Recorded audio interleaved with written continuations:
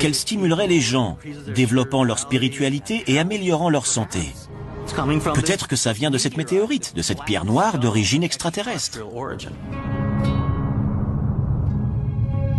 Les recherches montrent que la Kaaba est dans l'alignement exact de l'étoile Canopus, des cycles de la Lune et des solstices d'hiver et d'été.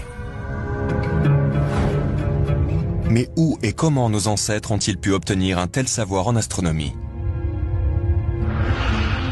De la même manière que les planètes tournent autour du Soleil, les marches en cercle autour de la Kaaba sont une référence symbolique aux alignements des astres de l'époque.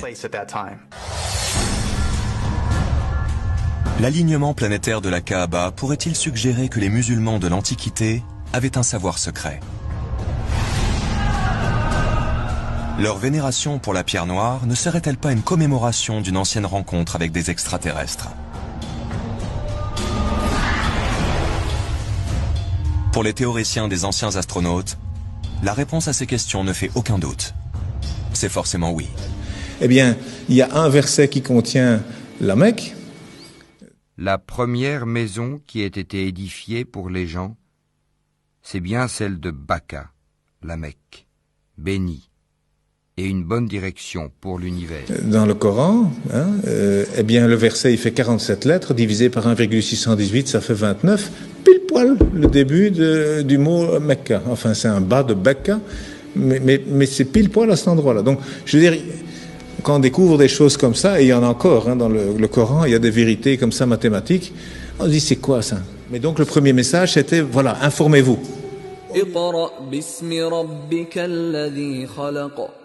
Au lieu d'interpréter, d'abord le savoir. D'abord, savoir de quoi on parle. Prenez n'importe quel nombre de la suite de Fibonacci, divisez-le par celui qui le précède et vous obtiendrez un résultat proche de 1,618. Une valeur que l'on appelle le nombre d'or. Reprenons l'image du bras au rayon X. La différence de longueur entre l'avant-bras et la main est égale au nombre d'or.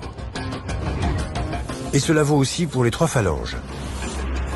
Mais aussi pour notre ADN. Le rapport entre la longueur et la largeur d'un cycle complet de la double hélice de la molécule d'ADN est égal à ce nombre magique. La suite de Fibonacci et le nombre d'or sont des exemples d'objets fractales. La structure des nervures d'une feuille est identique à celle des branches d'un arbre. On a donc bien une même forme répétée à l'infini à une échelle toujours plus petite. Une fractale, c'est l'autosimilarité. Un motif autosimilaire est un motif qui peut être reproduit et constaté à de multiples échelles d'observation. La nature repose sur la géométrie fractale parce qu'elle lui permet de créer des structures gigantesques avec une efficacité redoutable. Celui qui a créé 7 cieux superposés, sans que tu vois de disproportion en la création du tout miséricordieux. Ramène sur elle le regard. Y vois-tu une brèche quelconque? Puis retourne ton regard à 2 fois.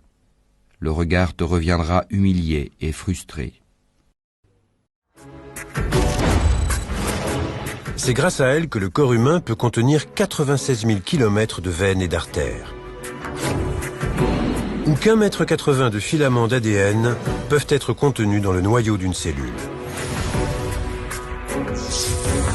Si on mettait bout à bout la totalité de l'ADN d'un être humain, on obtiendrait une longueur de 6 400 000 km, soit une distance supérieure à celle qui nous sépare de Pluton. Nous leur montrerons nos signes dans l'univers et en eux-mêmes, jusqu'à ce qu'il leur devienne évident que c'est cela le Coran, la vérité. Ne suffit-il pas que ton Seigneur soit témoin de toutes choses? سنريهم آياتنا في الآفاق وفي أنفسهم حتى يتبين